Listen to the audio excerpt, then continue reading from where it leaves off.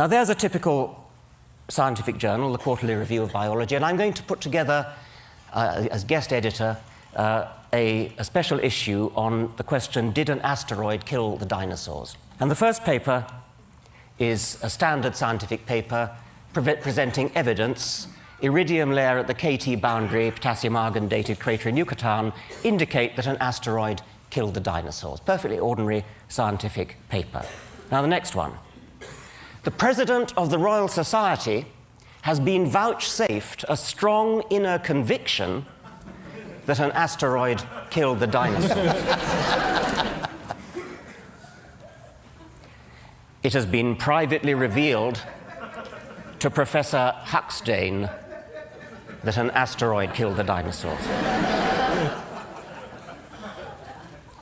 Professor Haldley was brought up to have total and unquestioning faith that an asteroid killed the dinosaurs. Professor Hawkins has promulgated an official dogma binding on all loyal Hawkinsians that an asteroid killed the dinosaurs.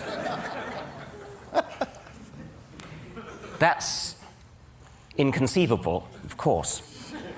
But suppose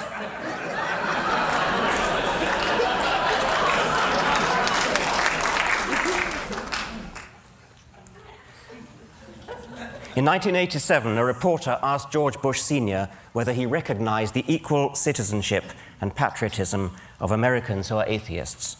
Mr. Bush's reply has become infamous. No, I don't know that atheists should be considered citizens, nor should they be considered patriots. This is one nation under God.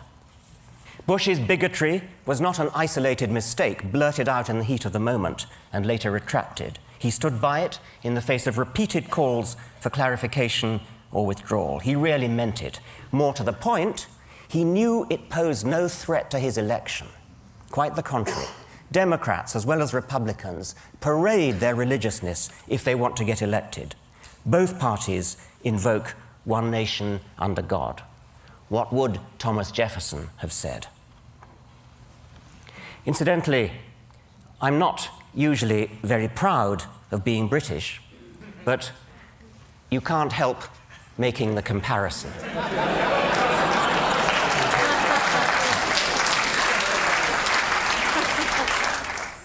Darwinian natural selection is so stunningly elegant because it solves the problem of explaining complexity in terms of nothing but simplicity. Essentially, it does it by providing a smooth ramp of gradual, step-by-step increment. But here I only want to make the point that the elegance of Darwinism is corrosive to religion precisely because it is so elegant, so parsimonious, so powerful, so economically powerful.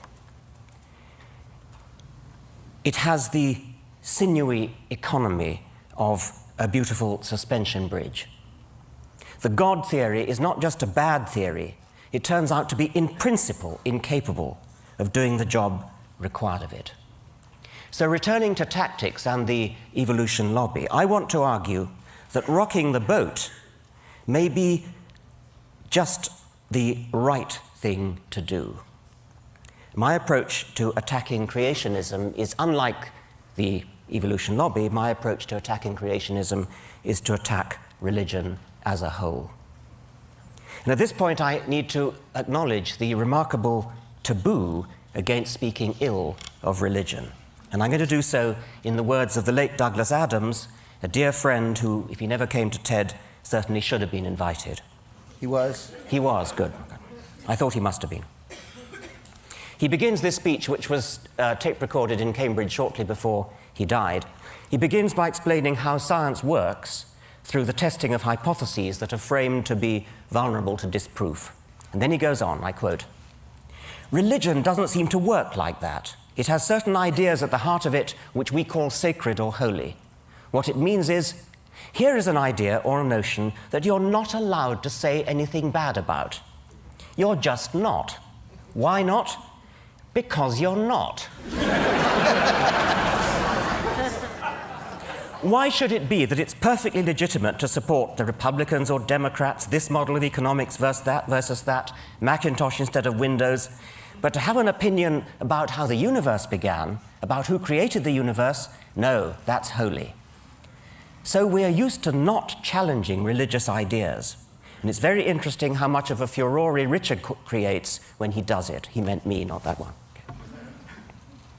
Everybody gets absolutely frantic about it, because you're not allowed to say these things. Yet when you look at it rationally, there is no reason why those ideas shouldn't be as open to debate as any other, except that we've agreed somehow between us that they shouldn't be. And that's the end of the quote from Douglas. In my view, not only is science corrosive to religion, religion is corrosive to science. It teaches people to be satisfied with trivial, supernatural non-explanations and blinds them to the wonderful real explanations that we have within our grasp.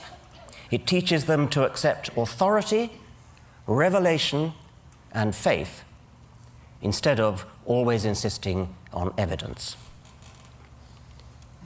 There's Douglas Adams' magnificent picture from his book, Last Chance to See.